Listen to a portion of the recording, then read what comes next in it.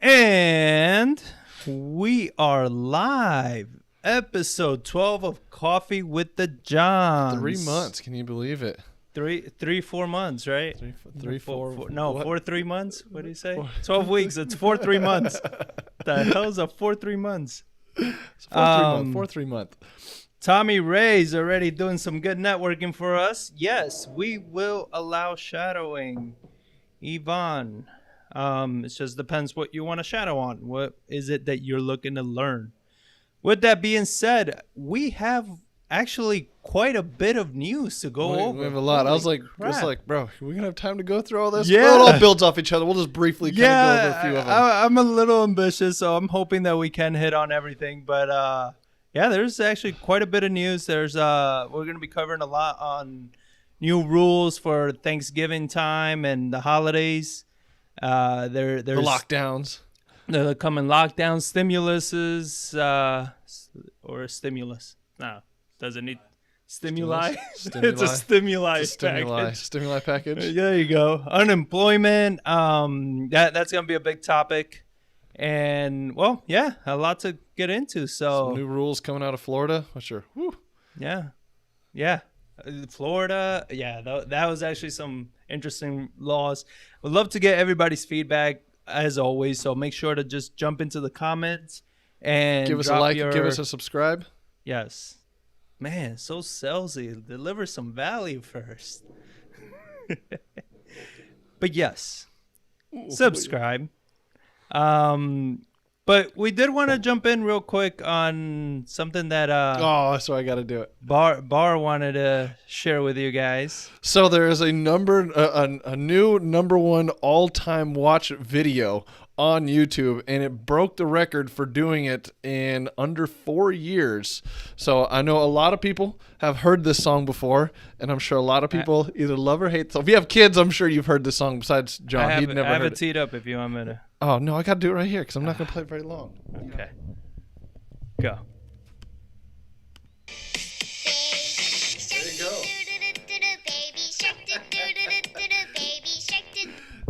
That is the new number one watch song on YouTube at 7.161 billion with a B views.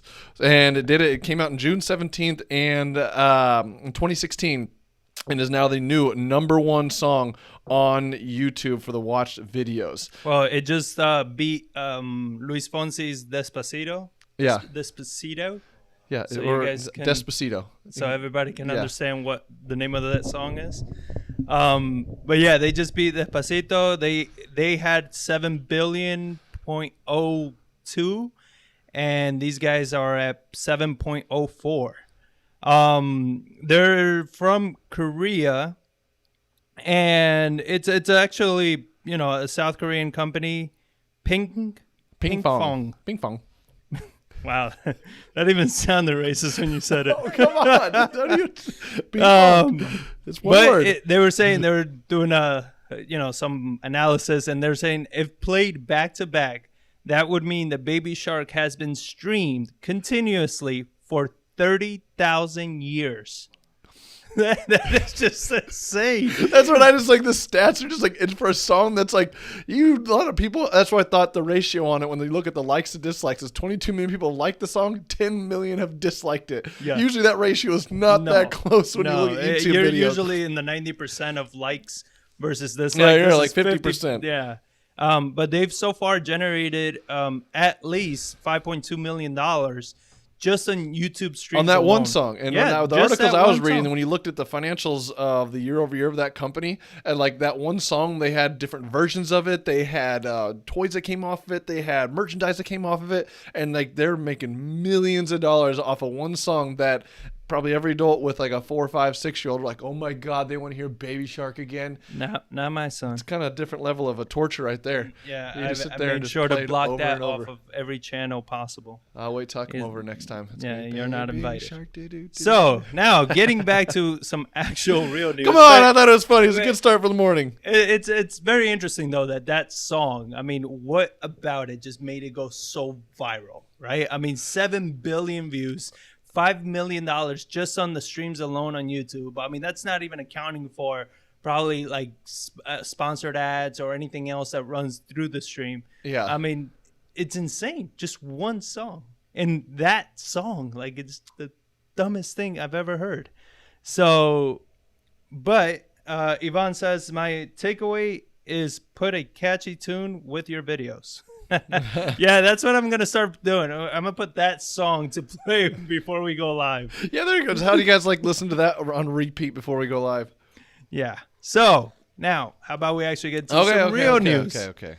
Pfizer has come out with a vaccine that so far is more than 90% effective. That's fantastic, considering the flu virus, I think, is like 50, 60. And that's what I say. It's an effective vaccine at 50 to 60%. That's what they were shooting for. Yeah. They were hoping for 50, 60%. For something to come out at 90% like this, that is fantastic news to see those kind of results. I mean, it's still going to take, obviously, some time to get approval. I think they said they're submitting their data by the end of November, and they're hoping through emergency approval by the end of the year, early next year, they're going to be approved to be used and be able to distribute by first, second quarter of next year. Yeah. So, I mean, they're still waiting for more data to come back and everything. They're like, it might adjust a little bit from the 90%. But regardless, scientists were hoping for anywhere north of 50, 60% effective rate would have been acceptable by them. So 90%, they're definitely way up there. A lot of people are excited. We saw the Dow Jones rose more than 1,000 points. Airline and cruise companies stock rose. I went on a tear. I mean, just in this last week from the elections, like being solidified, it went up drastically there. Whoa. Or being called. People, don't freak out. That was John had a mishap, okay? We've had people just kind of get really upset with us. But no, the election's like being called, is that better, by the news outlets. Yes. Went on a tear there. The elections, damn it. And then this coming out, I think the Dow's jumped like 6-7% in the past like week alone. There's like, oh boy, it's like you got to realize like we're still not out of this thing yet. They're talking about more shutdowns and stuff, but yet people are pouring money into the stock market. Yeah. So but right now, so the Dr. Scott, whatever, I'm not even going to try his last name, but from the FDA commissioner, they're projecting that it could be, they're expecting this vaccine to be out by the third quarter of 2021. So third quarter? Yeah. Oof. And this is for what they have right now, right? So this is the stuff that I find funny with the stock market, how the stock market just shot up. But it's like nothing's really happened yet. This is just news of the vaccine because it still needs to get preliminary data, not finalized data. Right. So it still needs to come out. It still needs to get approved. And even then, they've come out plenty of times because when Trump was saying that we were going to have a vaccine out by, October, November, they were like, oh, he's full of crap because it's so, even if there was something to come out, it's going to take 6 to 9 months to fully distribute that. So this guy is saying that it's not going to be available until the third quarter of 2021, and then add to that another 6 to 9 months to distribute it. So, I mean, the airlines, the cruise, all this, like, you're still not doing shit most of 2021. Like, you're still not going anywhere. So it just kind of goes to show when people try to day trade the stock market, how risky that is when it's just news that to me holds no ground right now on providing any form of value for airlines or cruise liners or anybody. Because it's like, okay, this is just news, but nothing's really changed. So it's great news. Don't get me wrong. No, it's good news, but it's just one of the things that, yes, it is still a very long time. But I mean, the stock market, they quote, they use as like a leading indicator of where they think the economy is going to go. But it's one of those like, yeah, you're still talking a year or more out before this stuff starts. And it's an expensive vaccine too, because Trump had already had a $2 billion agreement in July to supply 100 million doses to the U.S. government as part of Trump's administration's Operation Warp Speed. So they already promised $2 billion for 100 million doses. And what I was reading is that you're going to need 2 shots for it to work. And within a month, I think. Yeah, it's like 28 days apart or something like that. Yeah. And then you're going to have to repeat the process every year. Because this is not like you're inoculated from COVID. This is a vaccine like the flu, like everything that supposedly every single year you're going to have to go ahead and get it. So, I mean, seems like it, to me, for $2 billion for 100 million doses. That seems kind of pricey. I don't know. What do you have? Yeah. What, 350, 60 million Americans? So, yeah. I mean, you think about at least like half, 2/3 of those need to get the vaccine and stuff like that. So you're $4 billion to get. Well, see, that's my next question, right? Because there's been a lot of speculation of especially with a Biden presidency, it being mandatory that you get the vaccine, right? But then it's like, doesn't seem, you're going to have the amount of vaccines. Who's paying for all this? Is healthcare going to cover it? What's going to happen? And then just like the flu vaccine is not mandatory. Yeah. So are they going to make this one mandatory, or is it going to be kind of like a herd immunity? Because even all the scientists have talked about herd immunity. Yeah, so they get enough people vaccinated to where it creates the herd immunity, and they both combine and build off each other. Exactly. So should the vaccines be more for those at higher risk of, the COVID actually harming them in a very serious way? And then the rest of us, it's like, well, you'll get the flu, right? Or you get the sniffles, or some people just got some like allergy symptoms. Yeah, Like, I got a sore throat for a week, and then I was good. Exactly. So, I mean, there's a lot of people that barely even felt it. So, just interesting. But there's such great news that you have the chairman that he says, I think we can see the light at the end of the tunnel, just as he sold 60% of his stock. For a total of $5.6 million on the day that stock shot up. I mean, personal finance-wise, hey, it's a smart move. Like, it's like, hey, the stock just went through the roof. So let me just sell all the stock. Yeah. Because I think there was an overreaction, and it's like, but at the same time, it's like, yeah, but you're the CEO. At what point does that become kind of an insider trading kind of thing, where you're like, yeah, but it's not that great of news either. So, wow, it's hot. Let me sell it. So, I mean, so when you kind of dig into this a little bit more, it seems like there was already a predetermined agreement that he was going to do this. So it's something to look into a little more. But here's my curiosity. If this is really this good, right, and it's real and everything, the stock has a lot more room to climb. I mean, this is just the base of the news. But if this is going to really work, this vaccine is going to get approved, over the next year, that company it can go from 40 to who the hell knows what. Yeah. I mean, look at Zoom, look at all these other companies that in this time that they just went from nothing to being worth a boatload. Yeah. You know what I mean? They've gone up, 100 times what they were trading at. So my thing is like, either that's why thinking about it in a more positive light, it seems like, okay, it makes sense that maybe there was an agreement in place for all the work and all the stuff that he's put in. Maybe this is a nice little compensation. It was like on the day of the announcement, you get to sell, and just so happened it coincided with the stock market shooting up like it did, or the stock shooting up like it did. Or thinking more pessimistic side, that he's like, yeah, this is kind of full of shit, and as soon as people find out, the stock price is going to tumble, right?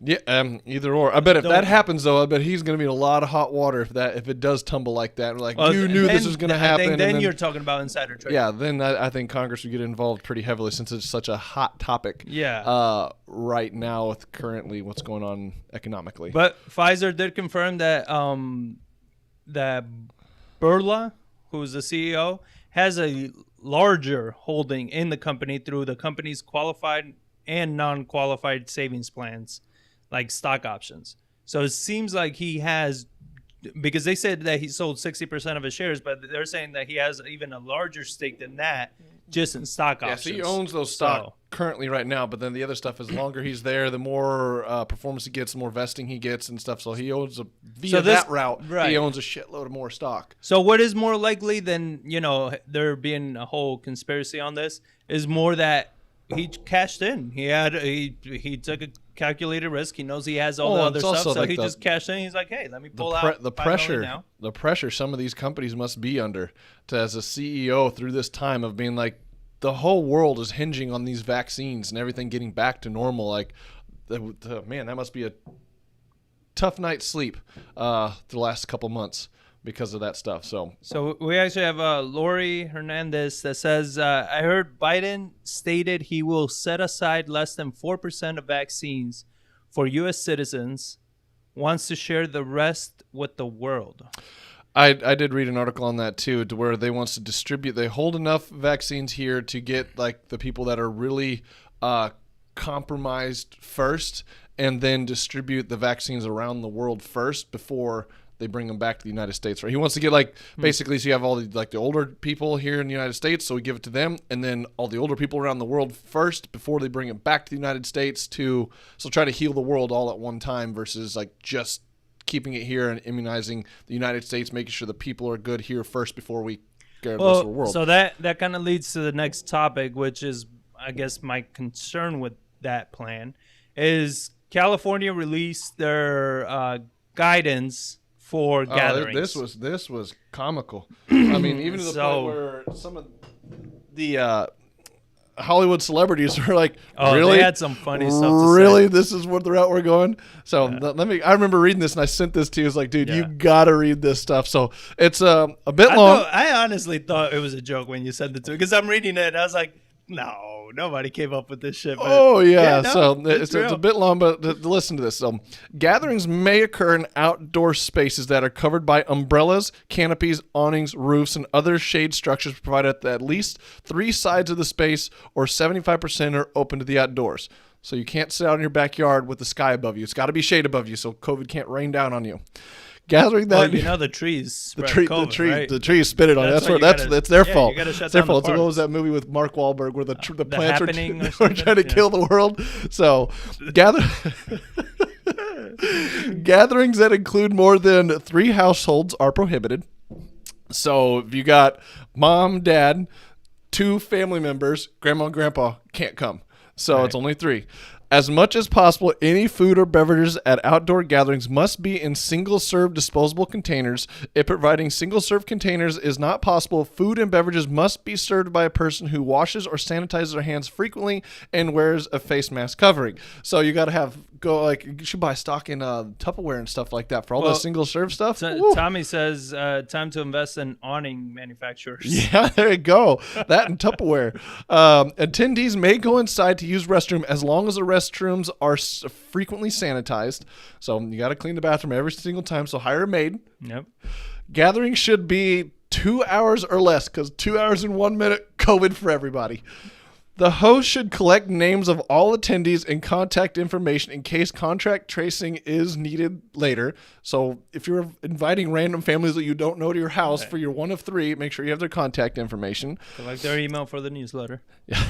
Seating must provide at least 6 feet of distance in all directions, front, back, side to side between different households. There must be some big awnings that you got to spread everybody out like that.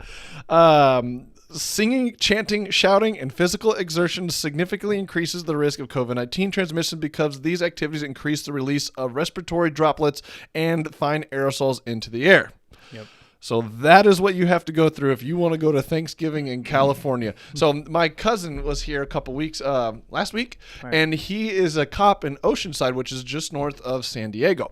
And I was reading some of this stuff, and he's just like, oh, Lord. He hadn't read it yet, and it just came out, and I was reading it to him. He's like, I don't even want to start at the number of calls that we're going to get from people saying, my neighbors are having a gathering. They have more than 3 families over. They're not socially distancing. They're all over. They're out underneath underneath the sun. He's like, it happens so much. I saw a tree branch over one of them. Oh, dude. He's like, with the calls they were getting to their dispatch to go and people snitching on their neighbors because the 2 people were outside talking in front of it. He's like, I just don't even want to. If I could leave again, I would for Thanksgiving because it's just absolutely insane, the stuff that they're going over. Valeria had a point because she says, I can't imagine real healthcare professionals actually coming up with these rules. And that is something that I find very interesting. It's like they really sat down and thought of this, like thought this through to this level to give this guidance. And it's not a hopeful thing. Like, we hope you guys do this. No, it's mandatory guidance. Like, you must abide by this. Yeah. I don't know how they're going to enforce it. Obviously, you got snitches in your neighborhood, then you have an issue. And didn't you say, or he said that also if you get snitched on and for whatever reason about it, I don't even know if they verify it, but they'll shut down your power. Yeah, in LA County, Los Angeles County, Orange County, whatever that is, to where they passed laws, or they're trying to pass laws. I don't remember where it all ended up, but if you were having a large social gathering, the city had the right to cut your utilities off, so they could just boom, power, doof, shut all the power off to your house if you had that's insane. party. It was like, oh and then my god. You have Chris over here. He says, "Where's he at? What the heck is covering about? Isn't sunshine good for us?" Well, Chris, That's logical. We're not here to talk about logic, so can you please keep your logical, common sense out of the discussion? Mm-hmm. All right, this is about public safety, not logic. California's got some interesting philosophies when it comes around that. So some of our previous episodes, we've gone and California gets bagged on a lot for some of the stuff that comes out of there. But to go on to the next topic, California is not the only one this time. Hold on. Before we move forward, one thing I did find hilarious, I can't remember who I heard it from. I think it was like on Twitter, because I was seeing like what the celebrities were saying about this. And you got to go on Twitter and just see what they say, because the comedians, my God, I was on my ass just laughing for quite some time. But one of them, they're like, no, officer, we're not having Thanksgiving. We're having a peaceful protest in my backyard. They're like, now you can have hundreds of people show up. Yeah, close distance, no mask. You're good. You're having good. a peaceful protest, so now you're good because COVID does not spread during peaceful protests. No, science has proven that. So, next we're leaving the West Coast and heading over to the East Coast to your beloved home state. Why don't we let you cover that one? My Goomba Cuomo came out with your what? Your Goomba? Oh, okay. Is that type of vacuum? Yes, it's one of those smart vacuums that just cleans up the whole house for you. But so he came out with something. But he came out with, from what I've read so far, he does prohibit them. Okay. He does prohibit the gatherings larger than 10 people. So California, 3 families, you're pretty much kind of saying that you're capping it at 12. So you're going to need probably like 100 by 100 awning with 6 foot Big distance. One. Circus tents. So yeah, you need a circus tent for 12 people. Circus tent, all of California. Everybody has the space. But yeah, Cuomo prohibits the gatherings larger than 10 people in private residences. Also, he has limited the restaurants, gyms, bars, everything to close by 10 p.m. So, I mean, on a plus side, he's not closing them down. Mm-hmm. So that's good, right? But he's just limiting them to 10 p.m. because as many of you know, COVID has a sleep schedule. So after 10 p.m. is when COVID becomes real dangerous. Well, the thing is, this isn't really a laughing matter considering it's all going on. We're trying to bring some humor to it, but some of the stuff that comes out is just like, huh? Like what? Just or like my thing is like if it's this bad, right? If it's this serious, just shut the shit down again. Yeah. Like if it's really that serious, right? But to me, a lot of these things that they're prohibiting seem just so pointless. Like it's politics, right? But at the end of the day, look at what I did to help protect you from COVID. But it's a I didn't want you to. What did you do though? Like what the hell are you talking about? And you look at all these laws and stuff like, oh, you can still go, but they got to close by 10 p.m., because, after 10 p.m., COVID gets real dangerous, right? Yeah. Because it really spreads at nighttime. It's insane, but you do want shade because then the sun is also bad for you as well. So you according need to California. Cover. Yep. So, so over the past 7 days, more than 2% of all COVID-19 tests administered have returned to a positive result, an uptick from the summer's months when New York's positivity rate dipped below 1. That to me, it's like 2%. 2%. 2% out of 100 people and 2 people are sick. That's what just blows me away. Of like, I think San Antonio was wanting less than 7, I think. Yeah. But even now, like, they're still opening things back up here, even though the rates are increasing. I'm seeing more and more people out, but we're out and about. Where do we see people? I don't see that many people that are like dangerously ill or severely sick, or have had that many people that have gotten severely sick. I know there are people that have died from this for sure. I'm not disregarding that at all, but just the rate that people recover from this, to have this level of response of just like 99.99% of people, healthy people, recover just fine. And and kind of like to go on that one, you have another one. I was looking at Chicago are releasing a stay-at-home advisory that begins November 16th. So they went ahead and oh crap! What'd you do? Okay, apparently I got to pay for it. Well, I'm not buying the Chicago Chronicle. I'm sorry. But Chicago, they're doing a stay-at-home starting November 16th for 30 days. So this advisory would take place, effect on Monday, and stay in place for 30 days or until the health commissioner changes it. If the city continues on the current path, at least 1,000 more Chicagoans, whatever, could die from the virus by the end of the year. Keep in mind, Chicago has a population of 8.8 million people. So going at this rate, there's a chance that 1,000 people may die out of 8.8 million. So let's shut down the entire city. And again, and for everybody listening, like, please don't misunderstand me. I am not trying to sound insensitive or anything like that. It's just, I don't understand. I want somebody to explain to me. I'm not saying that COVID isn't real or that it isn't dangerous. I'm not saying any of that. What I'm simply saying is that we're talking about such a low percentage. I was looking, even in that same article, they even have stats. World population right now is roughly 7.8 billion people. The world population.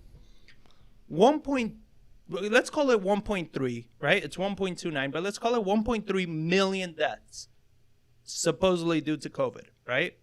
Supposedly, because we've heard time and time again how many of, like, you died of something else, but you also had COVID. COVID kind of pushed over the last bit, but it's like, so let's call it 1.3 million people died worldwide. That is 0.01% of the population. But look at the distress and the chaos you've caused. I just want to say, like, just put these numbers, because everyone thinks, like, oh my God, 1.3 million deaths. Like, yes, that is a lot. Compare it to other things that actually kill people. Heart disease, cardiovascular sicknesses from people that overeat and don't exercise and don't treat themselves healthily. Alcohol cancer, abuse, alcohol, tobacco, like all these other heart through the roof. That's all gone through the roof because of this too. Yes, right. But I'm saying before this, like, how many people did preventable cardiovascular sickness? How many people died from that compared to like COVID-19? Where it's like to have this response is what gets me of some of the things. What gets so frustrating about this, like and it's always what they've been saying. Like, the cure cannot be worse than the disease itself. But it has been. I mean, at least according to the facts, right? And please comment below. I would love to hear your thoughts. Again, we're not trying to be insensitive or say that COVID doesn't exist or it's not serious. We're not saying any of that. It does exist, but it's just, I think that literally the cure has been worse than the disease itself, because we've seen that even now, right? They were complaining that Texas has crossed 1 million cases.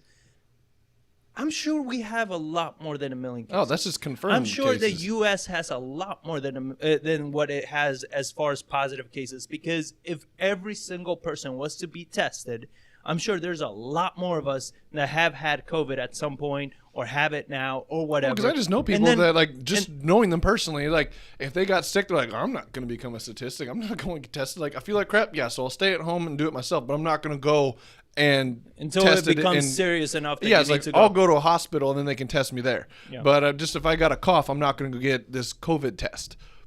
And so that's what, I would love to hear your guys' thoughts on how do you feel about it. We've said it before. We feel that it's been heavily politicized, right? This the whole COVID virus, obviously, it definitely worked out in Biden's advantage for sure, because before then, I mean, and not pro-Trump, against Trump or anything like that, but I mean, there wasn't really any real reason Trump would have lost because the economy was booming, unemployment was record low, everything was doing great. I mean, you may not have liked the guy, but something would have come as far as the stats go, the economy was doing great, right? So I don't think he could have even lost had COVID not happened. Yeah, Valeria put something up that what is scary to me about how we're handling this pandemic is that it won't be the last. What happens when we do come across something deadly like Ebola or something similar? What would we do then? And now there are severe sicknesses that I do agree that would require this kind of response, and Ebola is one of them. I think like the mortality rate of Ebola was like 50% or something like that. Yeah. It was terrible. To where that, like, yes, they would require severe response. But something as far as I got a cough and some sniffles, but some people develop worse cases of it to shut the entire world economy down and create all the problems we've created, that's going to last for generations, because we got an article later that from Jerome Powell that what his biggest fears were later. We'll talk about it. But and then, so kind of moving on with this whole topic is you have Biden's COVID advisor says U.S. lockdown of 4 to 6 weeks could control the pandemic and revive the economy. My immediate response to that when I saw that was like, okay, so you loaded your COVID response team advisory board with all doctors and scientists. Not a single economist, business person with any kind of business sense, because I've met some people that are more, call them book smart. They can read books and they know a lot of information when it comes to that stuff, but like common sense, business, economics, financials, they don't have much of that. They got a lot of book smart, usually not a lot of something else. And it usually comes in the sense of financial education and economy. Yeah. So I have no idea when they say that it's going to revive the economy by shutting it down for another 4 to 6 weeks. Like, do you not know how money works? Well, obviously. I mean, because if not, he wouldn't be saying it's going to revive the economy. You're not reviving the economy by shutting the economy down. But here's the logic from Dr. Michael Osterholm. Osterholm? Sure. So he's the advisor to President-elect Joe Biden. And the problem with the March to May lockdown was that it was not uniformly stringent across the country. For example, Minnesota deemed 78% of its workers essential. So to be effective, the lockdown has to be as comprehensive and strict as possible. So shut more stuff down than before. It needs to be across the board. Everything which created what the absolute highest unemployment we've had in any form of recorded history, except like the Great Depression. So then he says we could really watch ourselves cruising into the vaccine availability. Yeah, we could really watch ourselves cruising into the vaccine availability in the first and second quarter of next year, while bringing back the economy long before that. So you're going to shut down for 4 to 6 weeks, right? Because that's going to help slow down the spread, right? Mm-hmm. Okay, I agree. It can't spread if everyone's in their houses for 6 weeks and nobody came outside. That's going to be good enough, because that slowdown of the virus means that when they open back up, the virus is going to go away. Right? Because they shut down for 4 weeks, so the virus got bored and left. Or does the virus come back as soon as they open 4 to 6 weeks? And then they're saying the vaccine, they're not expecting it. The people that are coming out with the vaccine, they're not expecting it till the third quarter of 2021. So what are you talking about the first or second quarter? Yeah. And then it takes another 6 to 9 months to fully vaccinate. Well, it just shows that they don't know what they're talking about economically. It's like 4 to 6 weeks, and then the economy's going to come right back. The economy's not a switch that you can flip off and then just turn right back on. Yeah, you can turn it off by saying everyone's freeze, but when it's not going to just come back to life. Like, if you shut down for 4 to 6 weeks and say, all right, we're good to go, you can't bring back conventions. Yeah. You can't bring back tourism. You can't bring back theme parks overnight like that, because a lot of that stuff, like big conventions, takes months of planning. And all the businesses that are now supported by that, the restaurants, the tourism, the attractions, the bars, like they have to wait for these conventions so months, so you can turn it off on a dime in a matter of like a week, but then that just ruins all of the planning and then come back. Like it's not going to happen like that. Well, So where that's what I'm concerned about this stuff is like this advisory board is like that Biden said multiple times, we're going to listen to science. We're going to listen to science. We're going to listen to science. Like there's a time where you got to listen to science. Yes, I agree, but you have to look at it from an economic perspective too and formulate the best opinion. It's kind of that you have heads, you have tails, but the right answer is on the side. So right. Economically, no shutdown. Scientists shut everything down. So there's got to be a fine line that you can walk in between.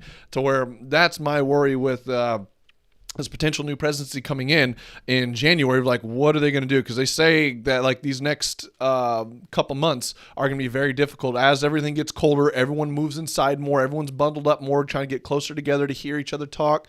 That's when you see like states like California, New York, Chicago shutting down off for a 2% positivity rate. Like, yeah, as it gets colder, that's not going to get better. Well, he says that's going to help is that they're going to actually give people the money.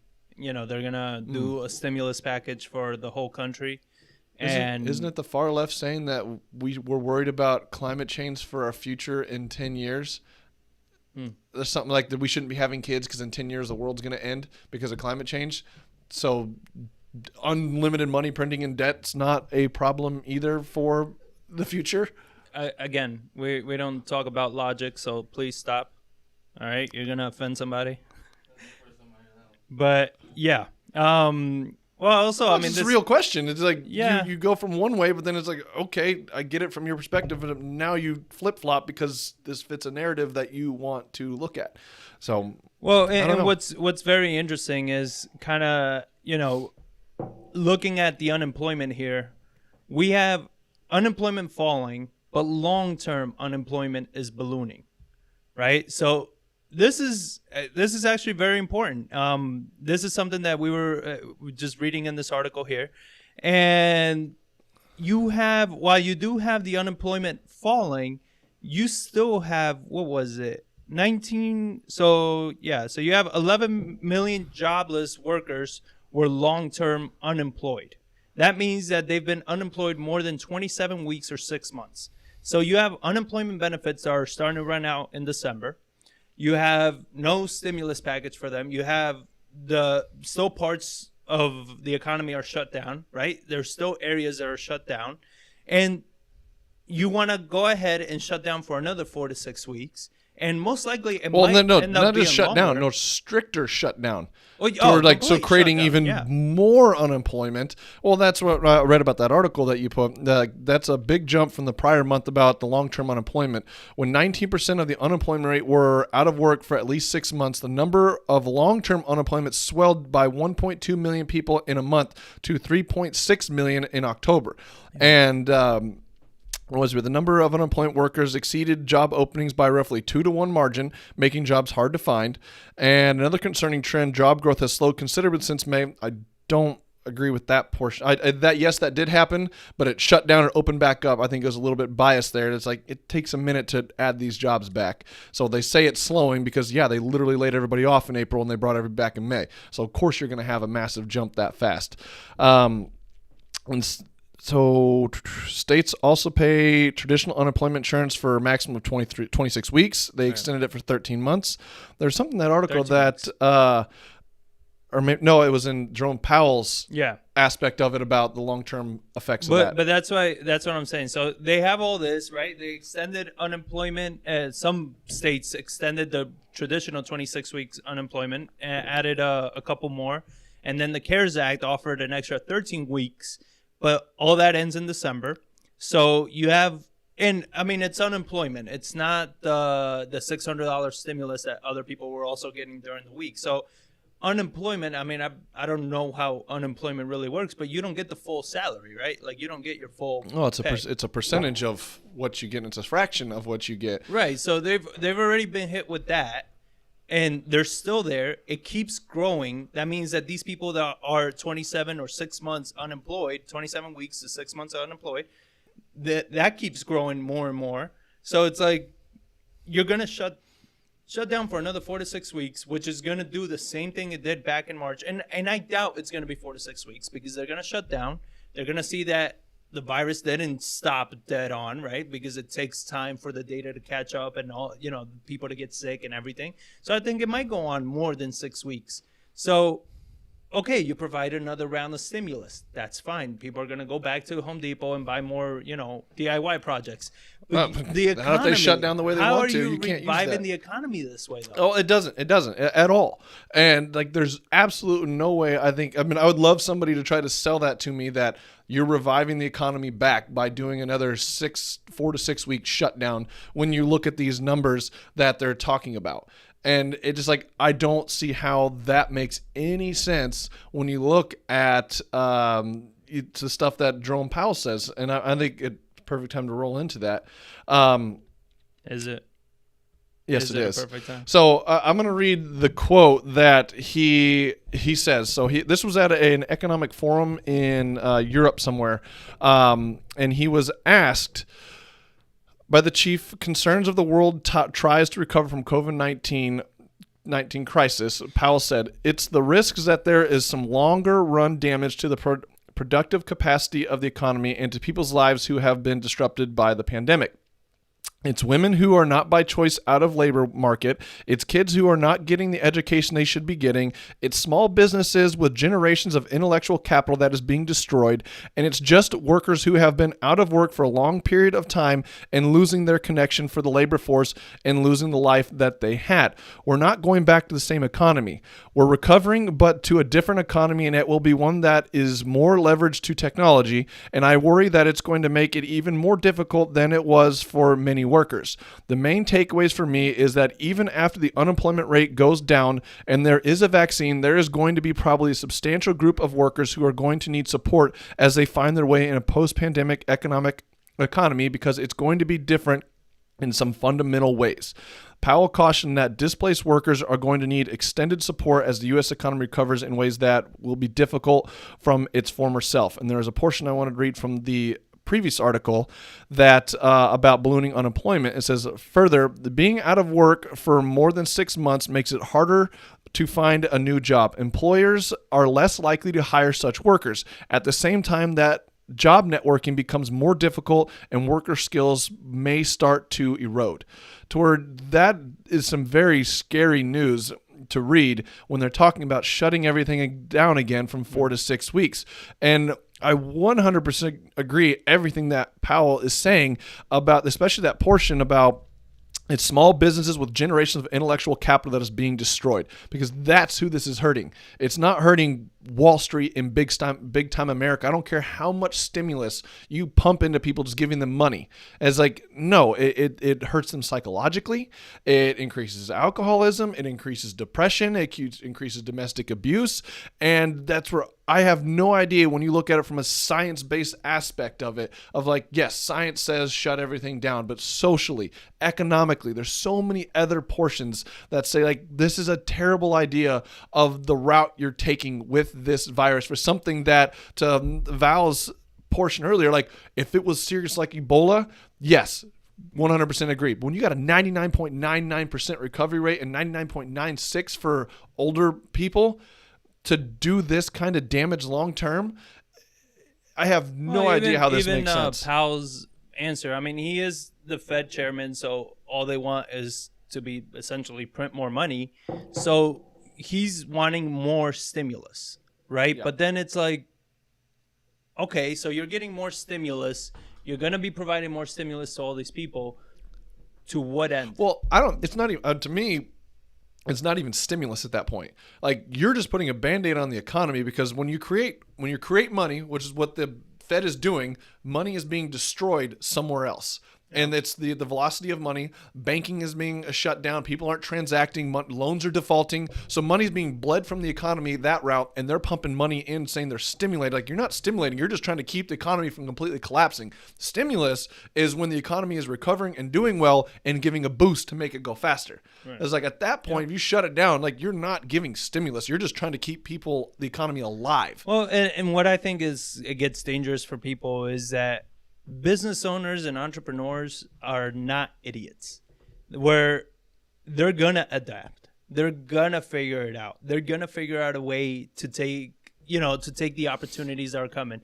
And I've been kind of skimming through some of the comments that Tommy has been posting, and it's funny to read his comments because it doesn't matter what problem you present, he's coming up with a solution for that problem. Invest in this, invest in that. We should do more of this. We should do more of that. Instead of focusing on the problem, he's looking at the opportunities that all of this presents. And that's what a real business owner, what a real entrepreneur is going to do. And all this is going to do is, okay, so what is the problem? The problem is people coming together. So what's the solution? A lot of the solution is going to be automation. How can we get rid of people? In a lot of the business so we can open our business back up, like McDonald's, fast food places, all these things that they have a good supply line already, a good assembly line pretty much already set up.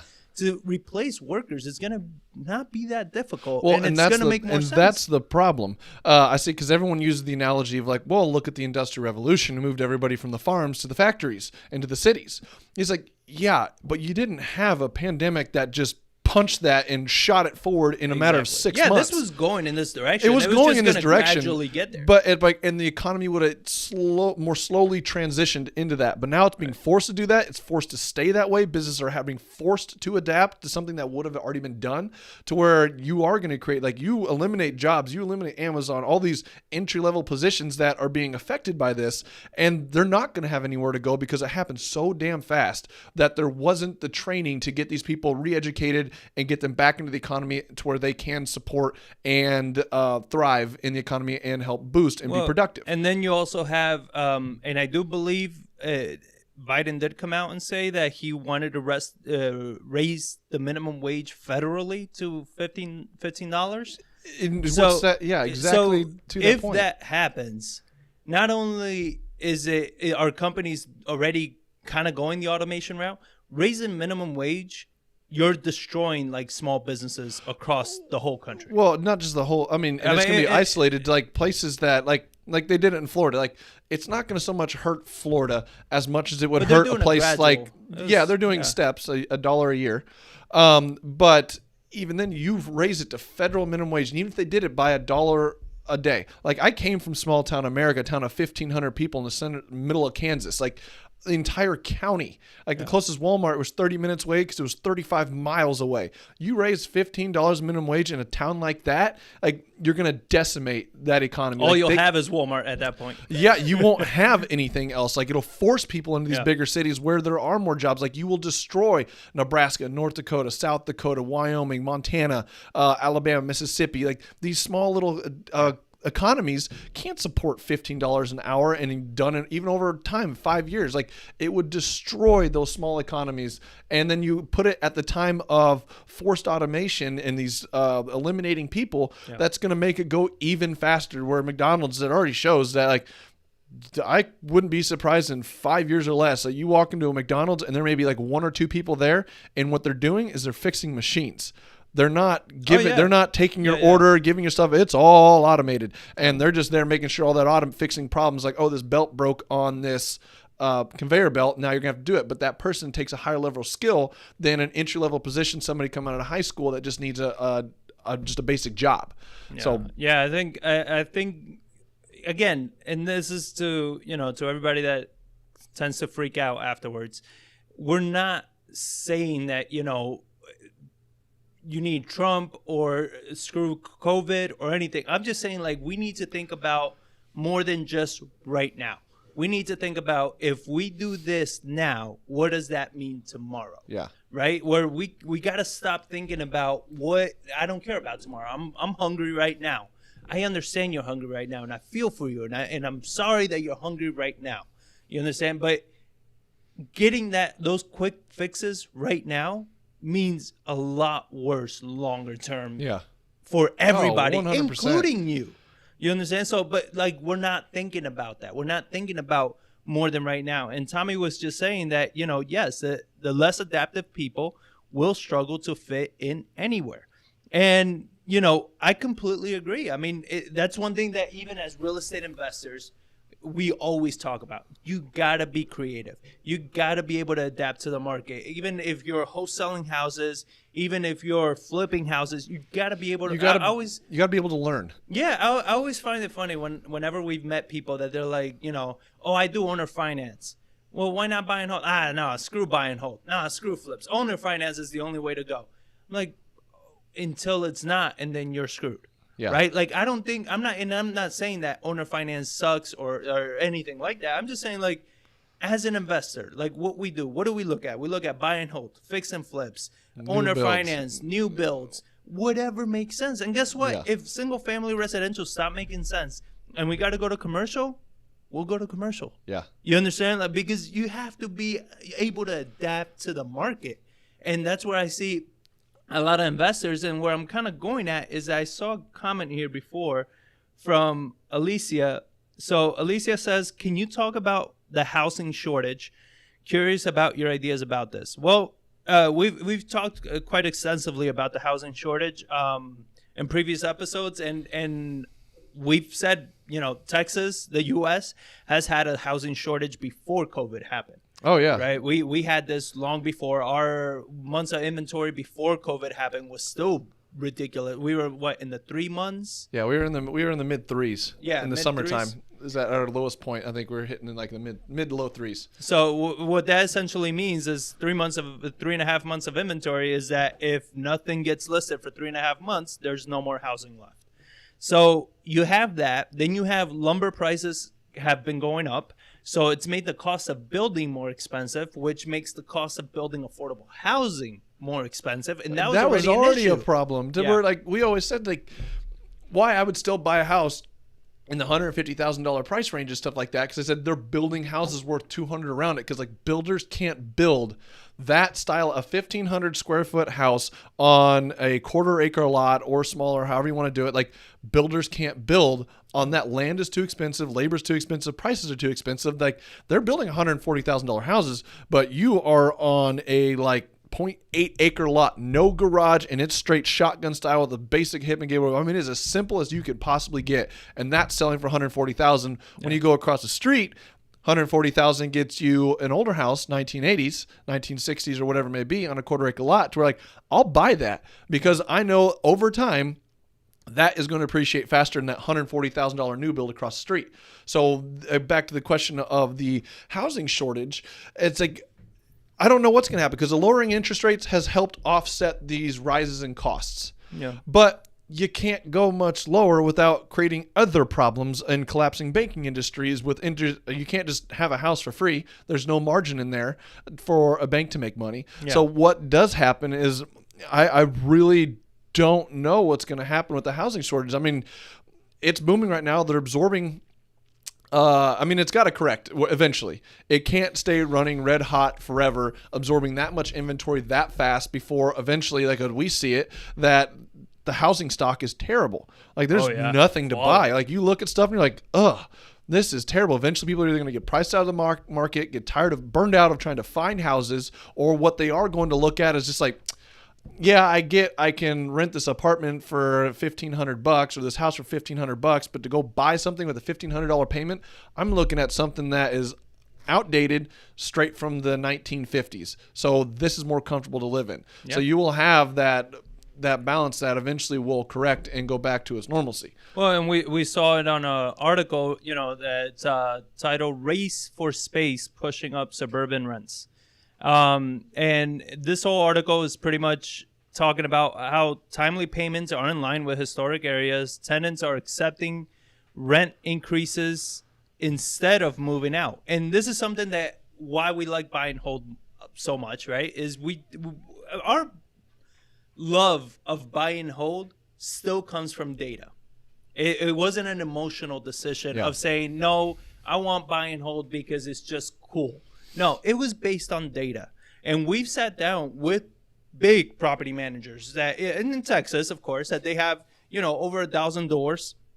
I consider that to be big. And we've sat down with the owners and we've talked about it. And they're like, look, in 2008, when the market crashed, everything crashed, rents were going up.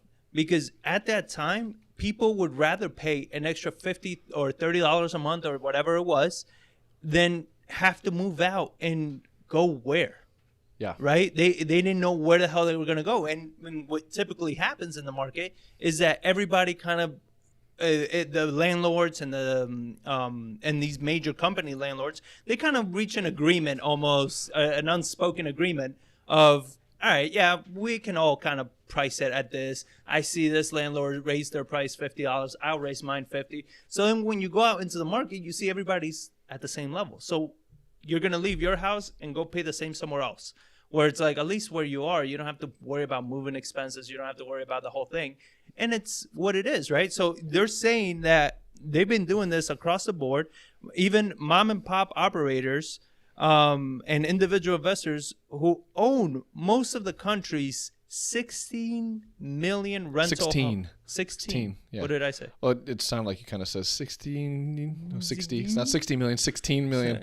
Tongue twister. I'm sorry, sometimes I speak with a lisp. No? But 16 million rental houses are also raising rents.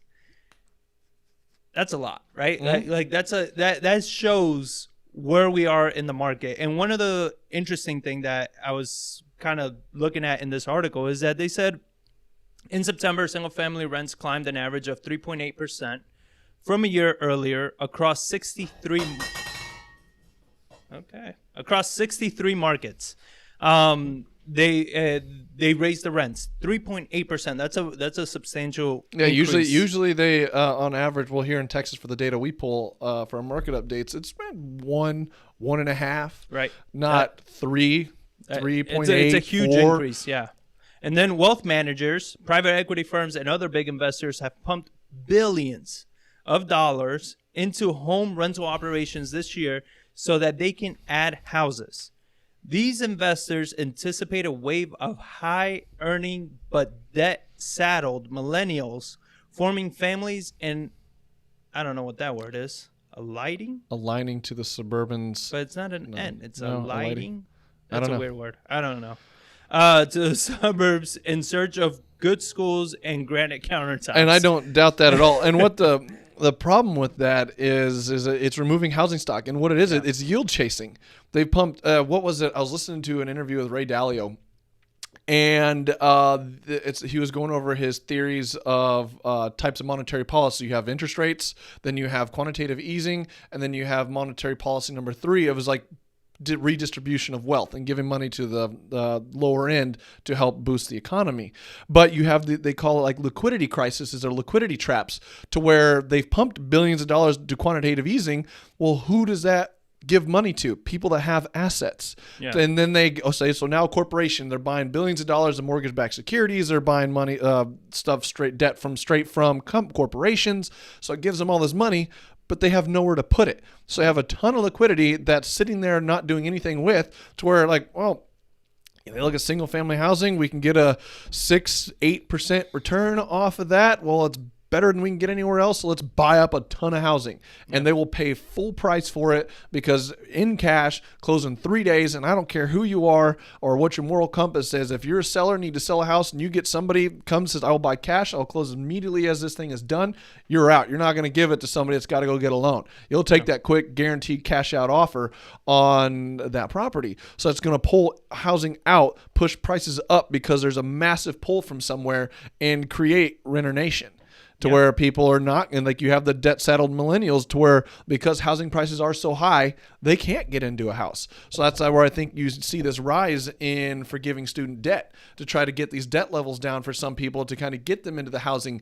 But it doesn't do any good if housing prices are rising and you take away the debt and they rise at the same speed.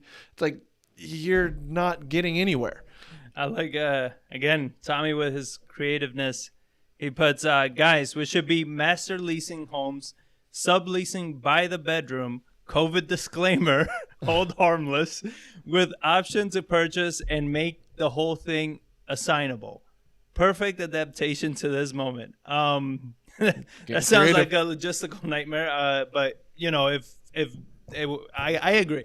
I agree as far as saying that there are so many ways that as a real estate investor, if you're willing to put in the work, there's so many creative strategies that you can implement in this moment and take care of your business, take care of your family, and sustain yourself, right? And so, I mean, that just goes to show, if you guys are lacking ideas, I mean, just look at the comment section and reach out to Tommy. It seems like this guy is he's always got ideas. He's printing ideas by the second. I mean, it's amazing. If you have an issue, probably just sit down with him and he'll give you like 10 new things for you to do next week. Very, very impressive with the ideas that Tommy's coming up with.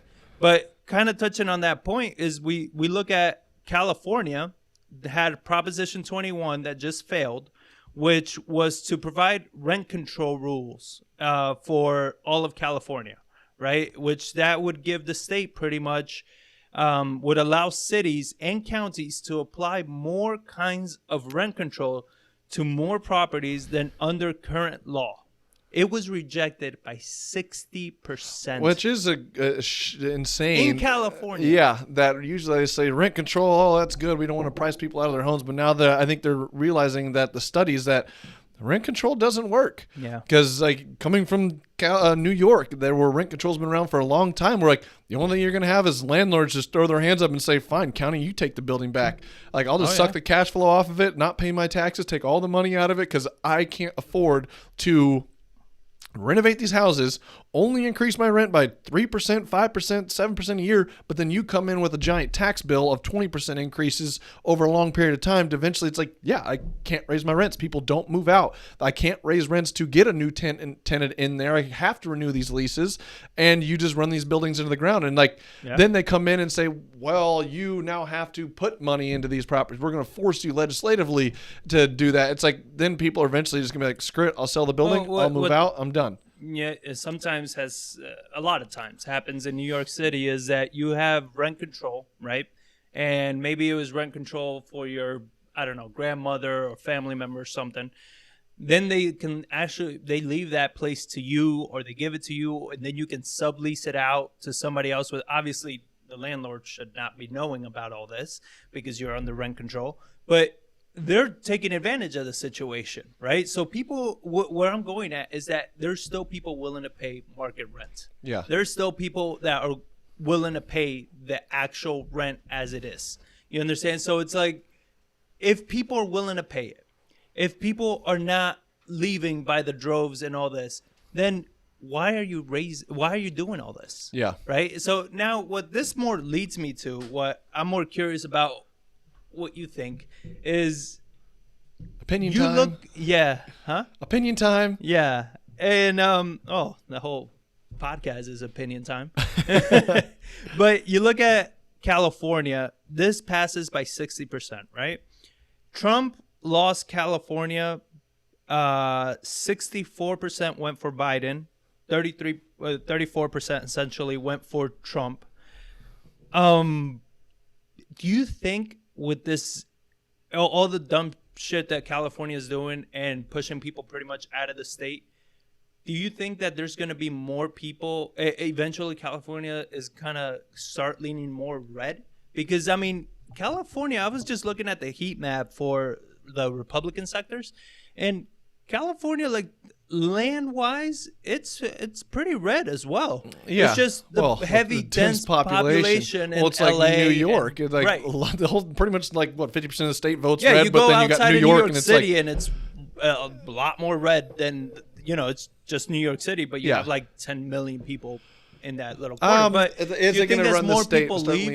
I don't, because I've thought about this too, to where I've always said, like, like in 30, 40 years, it's going to be a great place to go, because you look at kind of the cycle of things to where it kind of ends up being like a death spiral where it's they can't get their spending under control. So they tax and tax and tax and tax and tax, to where, like, if Biden gets his way and you're a high income earner in California and they get their way with raising the taxes, which they have a super majority across the entire state legislature, so they can basically get anything they want done just by voting party lines. Yeah. You're going to be paying, was it like 60% of your income to taxes? Yeah. And that's just absolutely insane, and it's going to bleed cash from people, and they are eventually going to get fed up with it, and they are going to leave. But some people that have born and raised there, it's their way of life. They don't know any better. They don't know any other way, and they never leave California, so they don't see anywhere else, and so they will stay. So I think it's going to be a very long time before anything does creep in there, to where if the homeless population continues to rise, taxes continues to increase, and they start getting more information about other places like a Texas that is thriving. I mean, that is the reason Texas is being considered almost purple now. It's not the Republican stronghold anymore because he only won by like 600,000 votes. Like, that's still a lot in Texas, but that much, really? I yeah, thought it was more neck and neck. No, it was like 600,000 or 700,000. Percentage wise, it was still pretty close because they still had like 6 million votes or 7 million votes or something. But regardless, a lot of places are moving from there. They are leaving. They are coming here. So that's why you have such a massive boom in Texas. Here we see it of like why we have such a huge housing shortage, because people are moving here so damn fast. Yeah. They're leaving other places. They're fleeing. If they can get out, they're getting out. And or long term, that's going to take a state that's already cash strapped. People leave, like that hurts real estate prices, which hurts taxes that they can collect, and makes it even further death spiral, and it's going to go quicker and quicker and quicker. But what's going to happen long term? Only time's going to tell on that, because like you have Illinois, another state that's in severe trouble, to where what's going to happen with all these pensions when you don't have tax revenue coming into these things to fund these pensions, and they start defaulting on their pensions and not paying people out, and generations have to start going back to work and leaving states. So, well, it's the same we've talked about before, when people are depending on their pension to kind of sustain them, you know, for the rest of their lives, and their pension is relied on California. It's like, oh, I hope you have a plan B, because there's a good chance that those pensions are going to go broke. And then what I find hilarious is that I keep hearing a lot of California saying, you know, we should just like leave, separate from the U.S., right? We should become our own thing. And I'm like, how are you going to sustain? Like, without government funding, how do you live? What do you produce at this point that you're not? Oh, their whole tax structure. It's like you lose all of the government federal funding from the United States. Like, you don't make enough money yourself to support yourself. Yeah, like, come on. And what I'm trying to find right here is I was reading an article earlier, and this is what happens when you are business conscious and everything. You can that's the stuff that I was talking to a mutual friend of ours, and I do find conflicting ideas very interesting from people that are so extreme on either direction, right? And I don't mean far left or far right. I mean like extreme Democrat or extreme Republican, right? Because I think both are dangerous. Because you don't open yourself up to the possibility that the other side might have an actual good idea on something. Yeah. You know, so you're trying to be a dictator of your policies, and I think it never amounts to anything worth a damn. And he was saying how, for whatever reason, he feels that California is the model to follow. And I'm like, I didn't continue the conversation because it was through text. It's not a conversation I have through text, but I'm like, what in the hell are you looking at for the model to follow? Oh, and you told me that, and I was like, yeah. And I've talked to police officers, or my cousin. I've talked to people that have left California, and it's like they said, what was it? The poverty rate is low. The healthcare system is great, and there was one other thing they said. Who's saying this? The same person you're talking about, like you follow their healthcare, their insurance, their poverty rates, and like how. And I was like, I don't know what you're talking about, but when the people I know, they leave because of the healthcare issues, the poverty rates of the homelessness, and like the streets. And it's like, from what I hear, the people that I know that actually live out there, like they're like, no. So like, I would love to meet somebody that loves the way it's running, that's actually from there, not just wanting it to be the model to follow. So. Yeah. Where I'm going at is I feel that we look at data, right? Not opinions. And the data shows how the majority of the people are moving, right? We talked about, I don't know if it was episode 4 or 5 or whatever, that Newsom was the #1 salesman of U-Hauls. Yeah. Because, you know, what was it? A U-Haul was like $1,200 from California, but like $200 to California. Yeah. So it was like some ridiculous numbers like that. And to me, those are the stats that we look at. You know, obviously the shit there doesn't work because people are leaving in droves. And then you look at Texas. Why are people coming to Texas? Well, you have Governor Abbott. I mean, he's right now talking with the Nasdaq to bring the Nasdaq to Texas. It wasn't just the Nasdaq. I mean, there's some other smaller ones, but Nasdaq was the biggest. But yeah, obviously. But that's what I'm going at, is that they're bringing the Nasdaq to Texas, and this means not like the whole stock exchange of the Nasdaq, but like their servers, their trading the whole server farm, everything to Texas. That means that they're going to be leaving New Jersey. The process, at least 10,000 transactions annually. Tax would generate an estimated $10 billion annually for the state. For Texas. Now, and we have a low tax state. Imagine what income tax. Imagine what New Jersey's losing. On their tax structure. So now you're bleeding. Like, it's $10 billion here. I wouldn't be surprised if somebody said it's $20 billion their money leaving New Jersey. Yeah. To where, like, oh man, you're losing a big revenue generator there. And that's what happens when you tax the free economy, and capitalism's going to prevail and be like, well, fine, I have the option, I have the financial means that I'm going to move. So I don't have to pay your state's income taxes. That's also my point, right? That you have I just want to share this image with you guys. It's actually pretty funny. It's carved in the sand. It says "Gone to Texas." It's just funny, but you're gonna create, and that's kind of, I had this discussion yesterday with Jeremy, our IT guy, very very smart guy, and I like the way he thinks. He supports Biden and that whole the Democratic side and everything. But he's willing to listen to the other side, and that's the same thing that I'm trying to get to with people and have those conversations of who can I sit down with that is actually willing to listen and willing to have an open debate. And it's not that I'm trying to prove Trump either, because I don't think Trump was the right answer either. I do think he's probably better answer than Biden, but don't think that he was the best answer. But regardless, it's not trying to convince each other, it's just trying to analyze. Okay, so if Biden comes in, right, and he raises all these taxes and he does all these things, like we go back to the same thing. This isn't like, oh, I'm raising the taxes on the wealthy, screw the wealthy. Okay, but you raise, I gave him this example. I'm a business owner, right? So you come and you attack me, right? Because you're pissed at me. And let's not talk taxes. Let's talk like real violence, right? You come and you kill me as the business owner, right? Because you're pissed. Okay, you got your anger out. You feel better now. Me dying causes my company to shut down. Let's say I have 20 employees, right?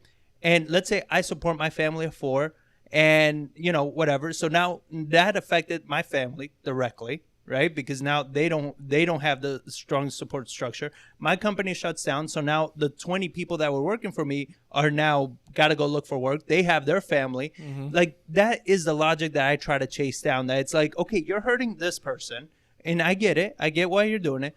But now who does that really hurt? Can we actually go a few levels deep and analyze, you're taxing the rich, but it's like, but you're not just taxing the rich. When we talked, and you talked about it before, I think that Edelman had brought it up, of who really moves the economy. Yeah. Right? It's not the lower income. Well, it's not the lower class. Yeah, it's your middle ground, your middle America that are said, like, there is no middle class in America anymore. It's either like it's high and low. Exactly. The middle class is getting squeezed and squeezed and squeezed, getting smaller and smaller and smaller, to where it's like it's pushing people. You're a high income earner or you're a low income earner, and that's where they're talking about. Well, we're going to tax the high income earners more to give to the lower income. Well, that's, you tax them more, kill them more. It's going to create more of a divide, and that's where I'm just never I'm not a big fan of letting a government agency, because they're so terrible at being efficient. Yeah. They waste so much money that I'm not a fan of tax and then redistribute via that route. And, he brought up the point. He says, well, what about the Trump tax cuts, right? He says they weren't amazing either. And I was like, I agree. They weren't amazing, right? Because you got to come out with a better thought process. So it's like, okay, we're going to cut taxes on the businesses. But in order for those taxes to be actually cut, you need to not do stock buyback or pay yourself more. You need to do obvious signs of improvement for your business, of hiring, needs to step expanding, further. something that is going to benefit the overall economy. And if you don't, then you don't get the tax cuts. Your money that's saved has to be shown, and then it has to be used in a certain way in order to keep it and not be taxed. Right. And it's like, now that is effective. The problem with that is big companies that would affect, big CEOs, are tied to those politicians that make those laws. They would never let that stuff pass. 100%. And that's where I'm just still the same way. Like, I think they're all discussing from both sides, Republican and Democrat, because they go about it different ways, but it's the same end result from both directions. And that's where I was a fan of the way Trump was running in 2016 of drain the swamp. Drain them, and I think, but it never went anywhere. Take the money out of politics. Like, they can't take these. We're going to pay you $1 million to come give a 30-minute speech about God knows what at Goldman Sachs. Well, I still don't understand why elections are decided by who can raise the most funds. Yeah, you understand? Like that's the shit that still bothers me. But it's like why is it got to be by raising funds and all this? Why can't it be that like you got to really put out that message? And they're like, well, if you don't raise the money, then you can't pay for the marketing and you can't do. But that's because we go back to the same thing. Like it's an issue that's been created that the only way to take advantage of the business is to use the business as it is, where it's like we need to break that up somehow. There was something that I have to send you a link to. I saw this yesterday about what the percentages back to like the 1800s of what percentage of government spending was GDP. And back in the 1800s, it was like 3% of the U.S. GDP was government spending. Yeah. You're going to take a guess of what it is now? It's like 45% of our GDP is government spending. And it goes up. That's that low, really. Yeah.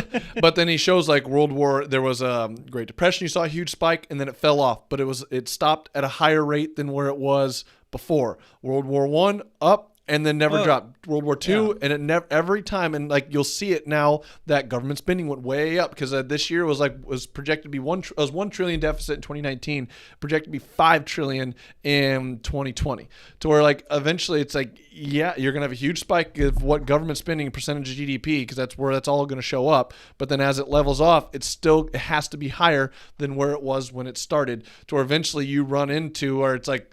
You got more. It has to be government is what's supporting the U.S. economy is the spending of the government. Yeah. And then it comes via borrowing and spending and taxing and spending. And it's done in inefficient ways that drives me nuts because I've worked for government agencies as a general contractor in construction where it's like, this is ridiculous how long this takes in the process, the red tape and the waste just drove me nuts. Talking about the process and how ridiculous it is, let's talk about this ridiculous election that we've just kind of experienced, right? So you have Biden right now that is essentially trying to force his way into the White House because Trump doesn't want to concede, right? So he doesn't want to give up because he feels like there's been fraud and all this.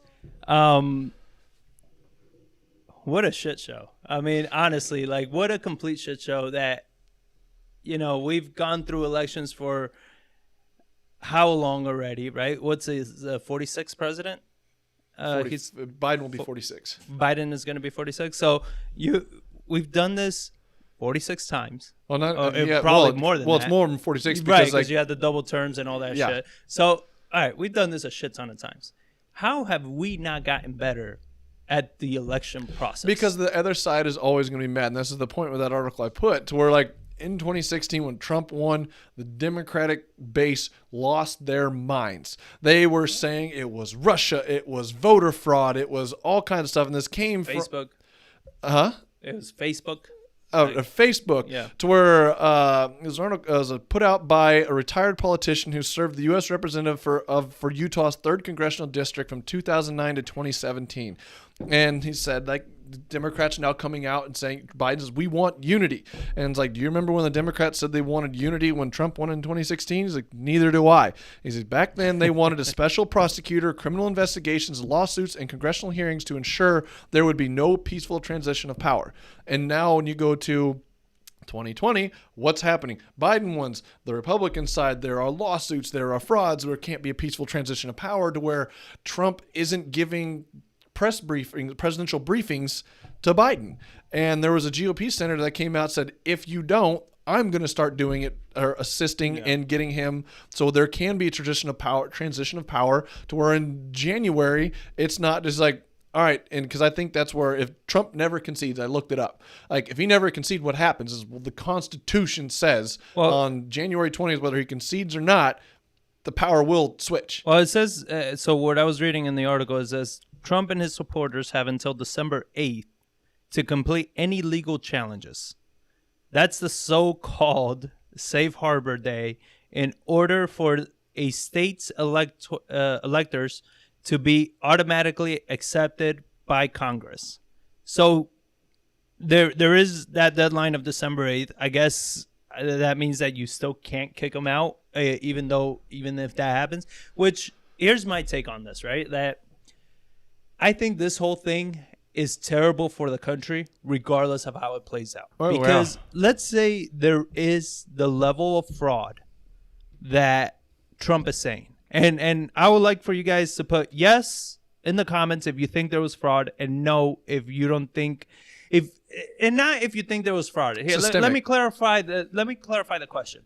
Do you think, put yes if you think there was enough fraud that Biden took the election, right? Enough fraud to have made a difference for Biden to have taken the election, and put no if you think that because you can't be naive to think that there isn't fraud. Of course, there's always fraud everywhere.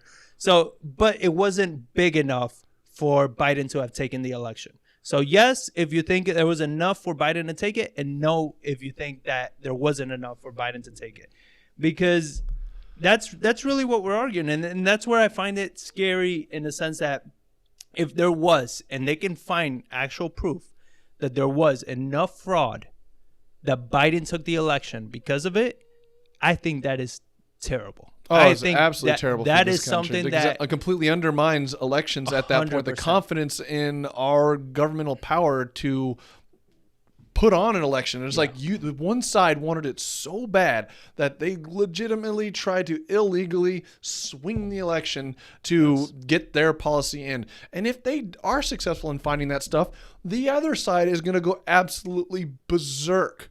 Yeah. That they're going to say, oh, no, that's bullshit. They paid off the judges. They planted that information, and it's going to create even this further divide.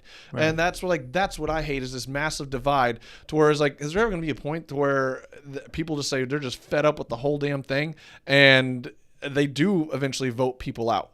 Well, I mean, let's talk about what it is, too, is that you have how many, people showing up to vote has been an issue for quite some time, right? I haven't been paying attention to elections for my whole life because I wasn't able to vote for my whole life. Yeah, it's like I really just started paying attention 2018. Right. Yeah, not a lot of people, we're in our 30s, so not a lot of people like really in their 20s and stuff really pay attention to elections all that much. But to my knowledge, there's always been a low amount of people showing up to vote and participating, and it's always a struggle to get people there. Yeah. How is this going to look if they actually find real fraud? Real fraud that shows that the voting system is broken beyond all hell. Like, I think that's going to be a shit show. And then not only that is that there was fraud, so they're going to take it from Biden, give it to Trump. And that's going to piss off the far left. Well, the 75 million people that voted for him. Well, I don't even know if it's 75 million because I don't think it's that extreme as far as the people that are going to flip their lid. I think the ones that are going to flip their lid are the extreme ones, right? The ones that are just... The states that voted 60-40 or 65-35. The ones that are just sitting at home Washington, D.C. were voted 93% for Biden, 7% for Trump. Yeah, like people's president there. Wow. To where, and that's where... that's where you are going to have these riots and looting and stuff erupt, like on the West Coast. It's like you saw in 2016 when Trump did win. Like you saw these liberal cities like go and like start burning down their own cities, protesting and screaming through their own cities. Yeah. They're like, why are you doing that to your own city? It's crazy. And I mean, if you want to take that right into the new Florida law, that with the rioting and looting, if that does happen, which I really, really hope it doesn't, but if it does, like, oh my God, that is not going to be good at all. So, man, where is it? Oh, there it is. So Florida actually has, the governor of Florida has come out with a new law that, God, I don't think it's a new law, or they're expanding. All right, their... bad idea. Anyone thinking of rioting or looting in Florida might want to reconsider. So you have the Republican governor, Ron DeSantis, isn't messing around when it comes to dealing with rioters and looters. In fact, he has reportedly drafted anti-mob legislation that would expand the state's stand your ground law to allow armed citizens to defend themselves against violent looters and rioters. Here's the interesting part to this, right? Is that the stand your ground law originally just eliminated the duty of a person to retreat before using deadly force to counter a threat. In 2017, lawmakers in Florida changed the law to force the burden onto prosecutors to dispute the defendant's claim of self-defense. So they are making it essentially legal for you to defend yourself against looters, right? And don't get me wrong, I don't disagree with it. And then he puts DeSantis' proposal would enhance criminal penalties for people involved in violent or disorderly assemblies, make it a third-degree felony to block traffic during a protest, offer legal immunity to drivers who claim to have unintentionally killed or injured protesters who block traffic, and withhold state funds from local governments that cut law enforcement budgets. I mean, that's like the exact. Damn. That is like the exact opposite of the other side of that argument of what they're wanting to do. But like I've always said, like, if you're dumb enough to run onto a highway and try to block traffic, it's like, yes, you are endangering a lot of people. You are creating a lot of havoc to where I think you should be arrested, and now increasing a third-degree felony for people that do that. Like, I'm 100% in agreement with that. Like, peaceful protest, BS. To run onto a highway and stop the traffic. Yeah. You stop up a whole interstate system and somebody has a heart attack, and now an ambulance can't get somewhere, fire can't get somewhere. You're blocking up road services and disrupting an entire flow of traffic because you want to protest because you're mad you didn't get your way or something happened. Like, yeah, that is a very dangerous thing, and I think that should be, and now that increasing it to a felony charge, like, yeah, for sure. Ian puts, that sounds amazing. Texas here, Abbott came out and said that he will block the ability to raise property taxes where states get significant amount of their funding if they move to defund the police. And they've tried to do that in Austin. I don't know where that fight's ended up, to where they've tried to defund the police in Austin, or were defunding the police in Austin. And I'm curious if Abbott is successful in saying, like, I can block you, I can freeze your property taxes, or just basically starve them of cash. It wasn't stop even from them raising them, but like from collecting your property taxes, like for it to go to Austin. He was just going to stop it where you weren't going to get your property taxes. What you're collecting, you're not going to get it. Yeah. If you're defunding the police. But I do think that Austin was trying to come out with a creative way around that, where it's saying, we're not defunding the police. We just don't have the funds to fund the police or something like that. And I'm like, redistribute or something like that, to where I think it's a terrible idea, and it's so political, left or right, about these things, and it's so divided in that, to where you turn on the news and it's one state that says we are defunding the police, we're moving forward with this stuff, and then you see, we're seeing a rise in crime rates. Duh. No. Like, what do you think was going to happen when you realize, like, you cut half the cops? And now all of a sudden you see a rise in crime. Like, yeah, that's exactly what happens. Yeah, but you can ask New York. That doesn't happen that way. New York City was the safest. Minneapolis, Chicago. You look at Portland, the nightly riots for like 60 days. Yeah, I mean, I think it's the same thing. Like, if you're getting violent and it's becoming, you're destroying businesses and all that, as a business owner, like, I should have the right to defend myself, right? Because And my property. Yeah, what I they're worked like, for. oh, well, you know, you can say, well, how do you know that they were gonna harm you? They're literally They threw a vandalizing brick and through breaking my everything. window and How do came I into not my know shop. they're gonna harm me? Yeah. That's the better question. It's like, don't get me wrong. I don't believe that as soon as you see them, you should shoot them in the face. But like, at least like, hey, if you don't back the hell up, you know, it's gonna get really bad for you. Yeah. Right? Give a chance, because I mean, at the end of the day, we are talking about taking somebody's life. Yeah. Where I don't think that should be taken lightly, right? But that being said, the level of vandalism and violence and people being dragged out of their cars and beaten down and all this, like, that shit's got to stop. You know, like, you can protest. I'm all for protesting. You know, that's the beauty of this country. You have the freedom to protest, the freedom to say, you know, state your opinion, freedom of speech and all that, which, you know, social media is working really hard to eliminate that. But you supposedly still have the freedom of speech.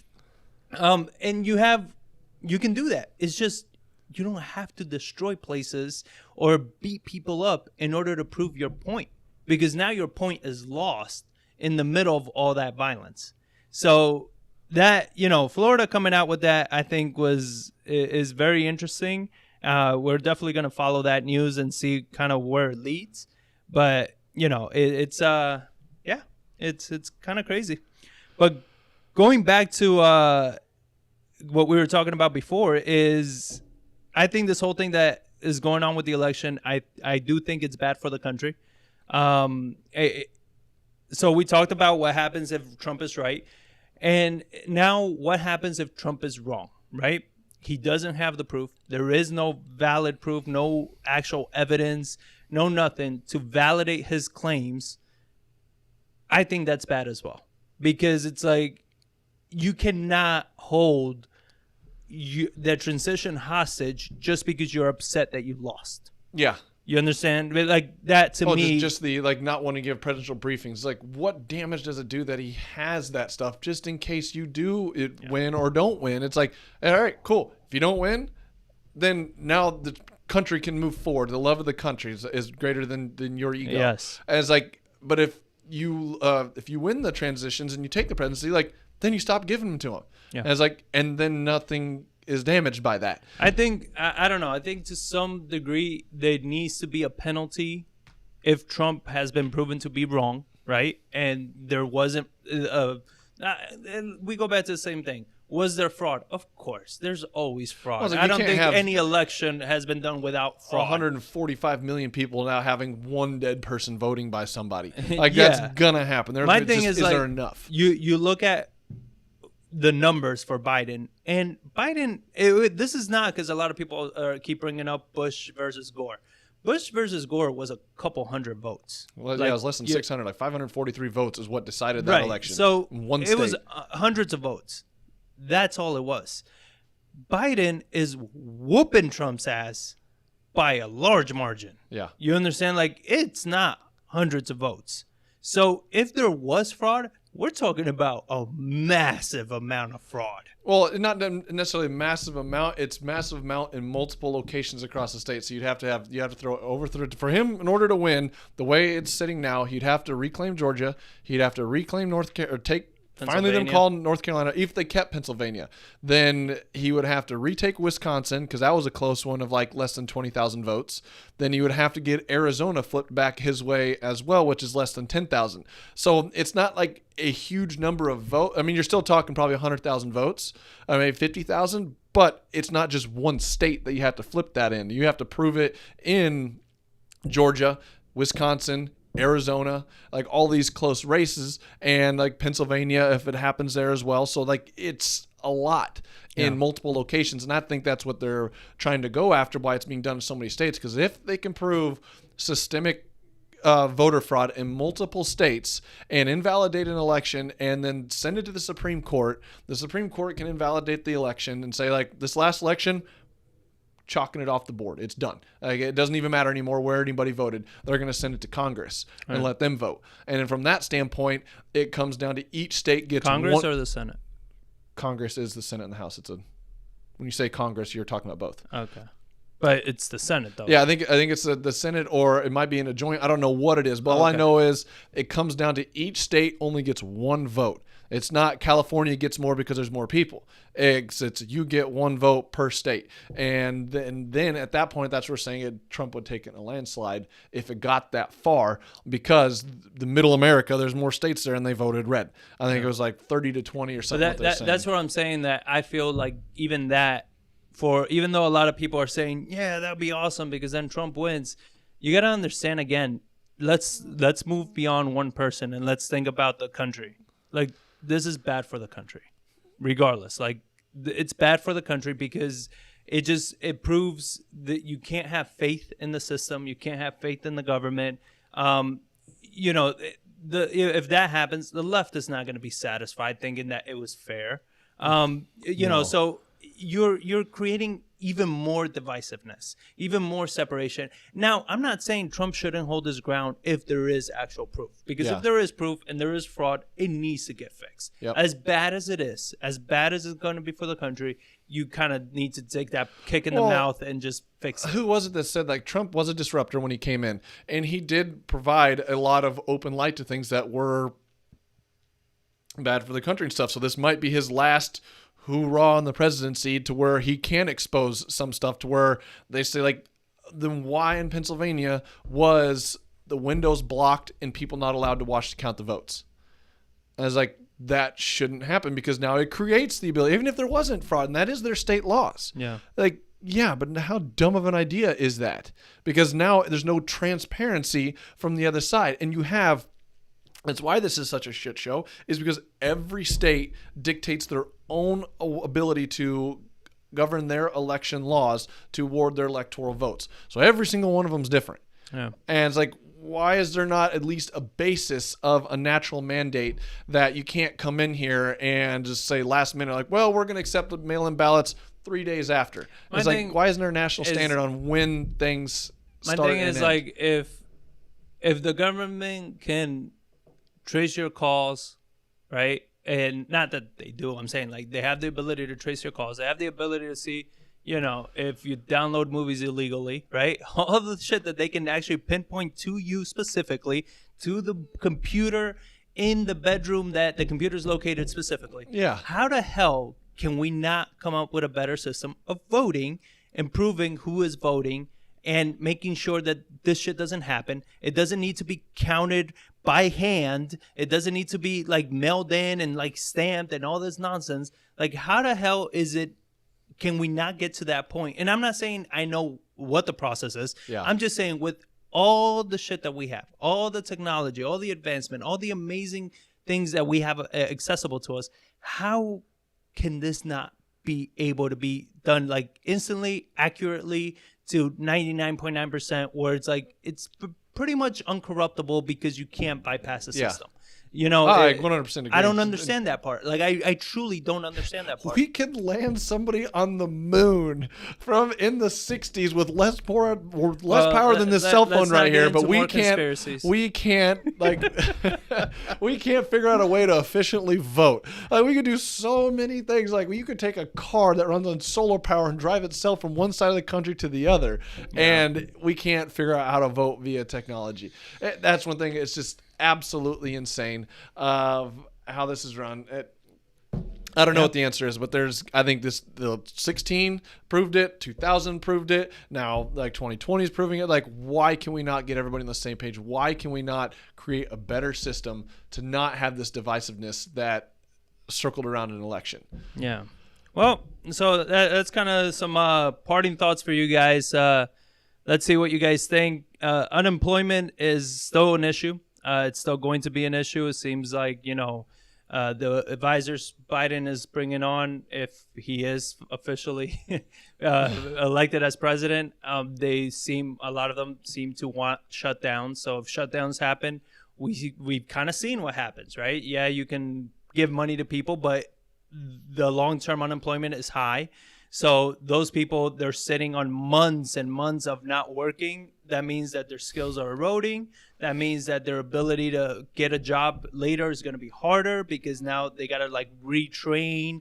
They're pretty much damn near starting from scratch. It's going to be harder to put them back into the workforce. So, I mean, there's really a lot of things. I think 2021 is going to be a tough year. I don't think it's going to be. It's not over for sure, but I mean, the light at the end of the tunnel is like, hey, at least we now have a vaccine, and it's showing that it is effective. It's not like it was 6 months ago where it's, or not six, like last month, where like there was no light at the end of the tunnel. What is it? It is still a vaccine. But now they said, all right, our test results are coming back. They're extremely high. And they said it is going to take time to distribute, but you can at least see the light at the end of the tunnel. The thing is that having a vaccine was never a question. We knew we were going to get one. It was just just always a matter of time. But the problem is we talked about the cure cannot be worse than the disease, where it's like what you guys keep proposing, we are seeing that it doesn't work. Like, it's hurting a lot of the country. It's hurting a lot of states. It's alienating a lot of people from certain things. It's eliminating a lot of jobs that are not coming back. It's causing a lot of issues, right?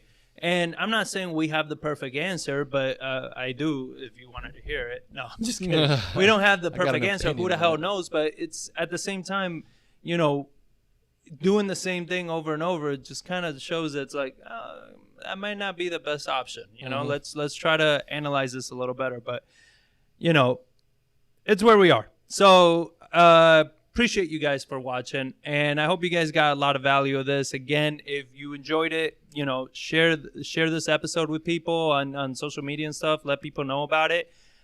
You can always jump in, participate, give your feedback, give your opinions. After this, I always read through all the comments and see what you guys are saying.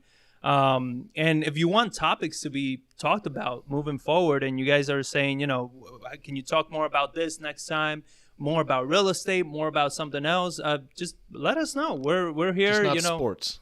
Yeah. I don't watch. I'm not a sports guy. I used to watch a lot of sports, but ever since it started working, kind of sports have fallen off for me. But yeah, anything about real estate or anything strategy specifics on real estate, anything you guys want us to talk about, we can definitely go ahead and talk about it. Just let us know. Put a comment, shoot us an email, however you want to reach out to us. We're everywhere on social media. So just feel free to reach out. And I appreciate you all for watching. Hit that like button, subscribe if you haven't. And we really appreciate you guys joining us every Friday. We like doing this. We feel that being informed is the best thing for all of us. So, very, very happy to be doing this show, and hope to continue it for many, many more years. Woohoo. All right, guys. Have a great weekend. See you next week.